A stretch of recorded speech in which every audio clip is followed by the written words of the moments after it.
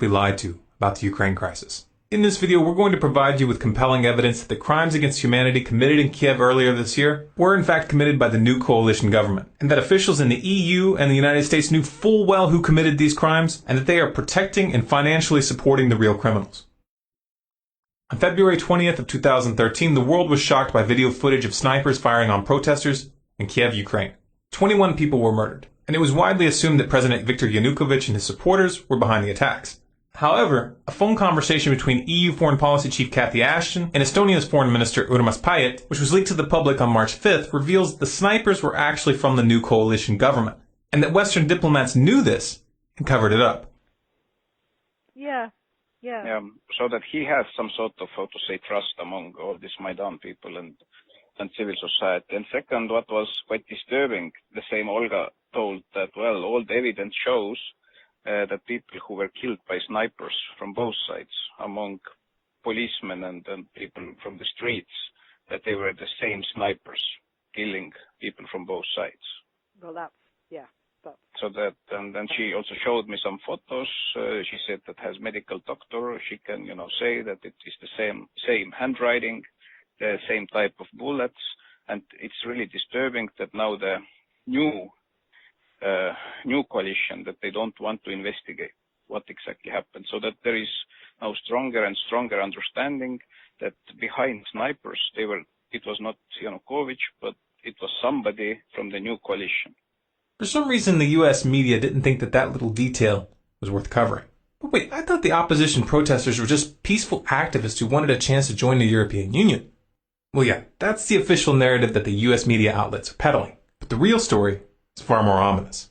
It turns out that the most powerful and influential contingent in the opposition is a coalition of literal fascists and neo-Nazis. And they aren't peaceful. In fact, they're extremely brutal.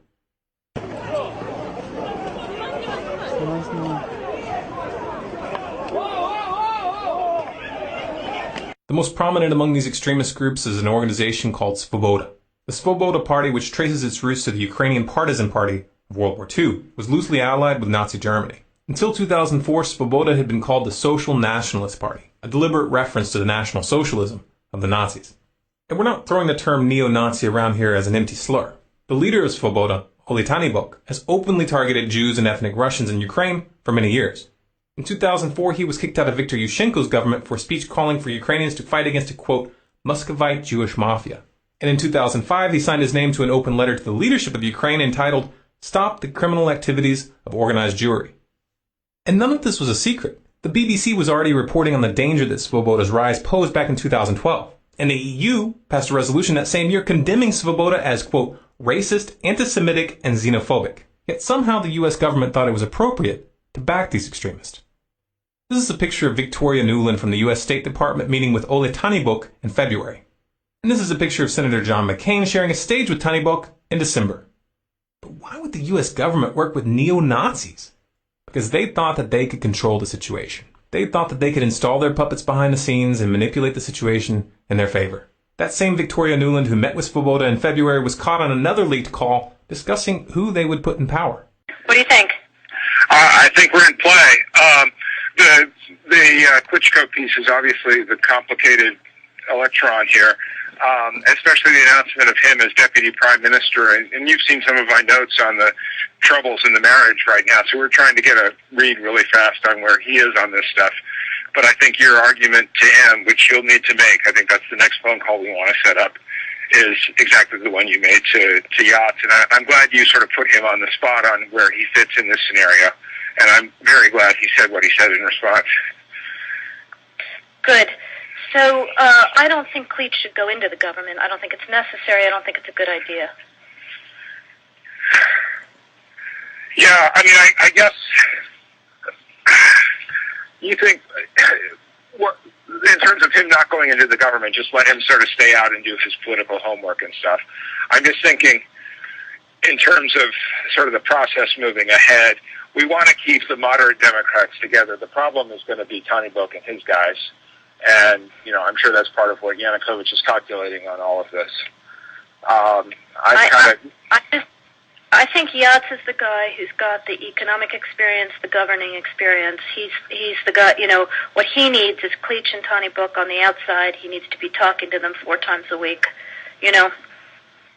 I just think Cleach going in, he's going to be at that level working for Yatsenyuk. It's just not going to work. Yeah, no, I think that's right. Okay.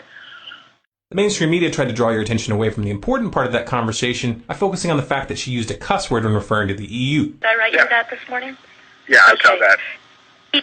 He's now gotten both Seri and Ban Ki-moon to agree that Seri could come in Monday or Tuesday. Okay. So that would be great, I think, to help glue this thing and have the UN help glue it. And, fuck the EU.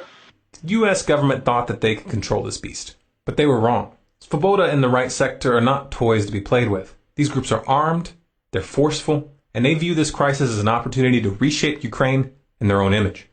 This video shows a prominent leader from the right sector, Alexander Muzychko, brandishing an AK-47 in Parliament, letting them know who's in charge. This is the same Alexander Muzychko who's made public statements in the past vowing to, quote, fight against Jews, communists, and Russian scum for as long as he lives. As long as I live, I will fight against Jews, communists, and Russian scum. Apparently, the U.S. government has been a little slow to catch on to the fact that their hand has been exposed. In March, a senior U.S. official told Reuters that, quote, since entering the Ukrainian parliament in October of 2012, the Svoboda leadership has been working to take their party in a more moderate direction and to become a modern European mainstream political party. The leadership has been much more vigilant about expelling or otherwise punishing individual members who engage in xenophobic behavior or rhetoric. Oh, so it's okay to use known neo-Nazi groups to topple a government as long as their leaders keep their people from saying anything stupid in front of cameras for a few months. The reality of the matter is that, as ridiculous as this position makes Washington look, they're trapped.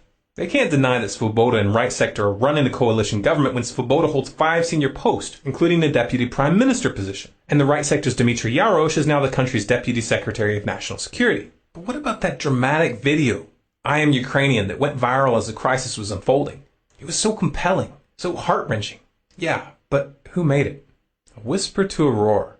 Who are these people? Oh look, a link in the description. Let's click it. They have a website.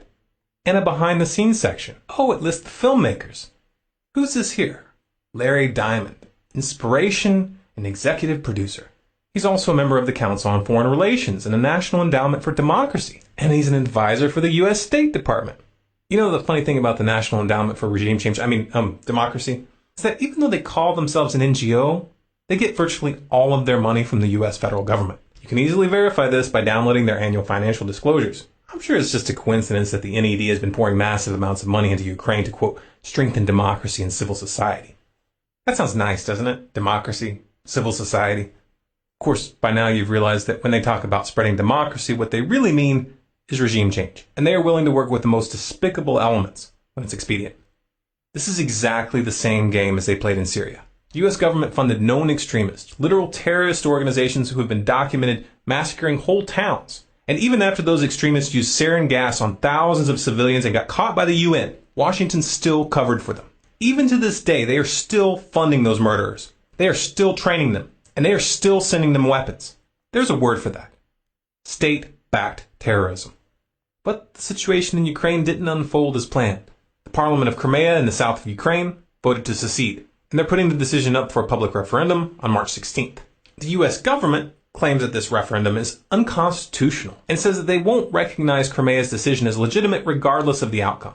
So a foreign-backed neo-Nazi coup which takes control of the government without a vote is constitutional, but a declaration of independence placed to a general vote is not?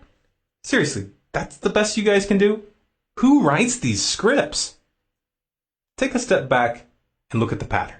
The real stakes of this drama are much bigger than Ukraine or Syria. And these are not random or isolated events.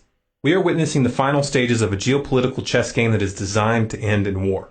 But in order to get that war, they need to convince you, the public, that they didn't see this coming. They need you to believe that the other side was the aggressor. They're counting on you not paying attention to the fact that Obama signed an order targeting Russia with sanctions this past week and revoking the visas of a number of Russian diplomats. They're counting on you not noticing that Russia had warned that such a move would result in Russia dropping the dollar and encouraging others to do so as well. Oh, did I mention that China is on Russia's side in this conflict? The same China who keeps our economy afloat by loaning us more and more money. That's a brilliant idea. start an economic war with China. These people are counting on you to be too naive to realize that economic warfare invites physical warfare. They're playing chicken with your children's future, and they think you're too stupid to connect the dots. Prove them wrong. We highly recommend that you verify the information presented here for yourself. In the description, you'll find a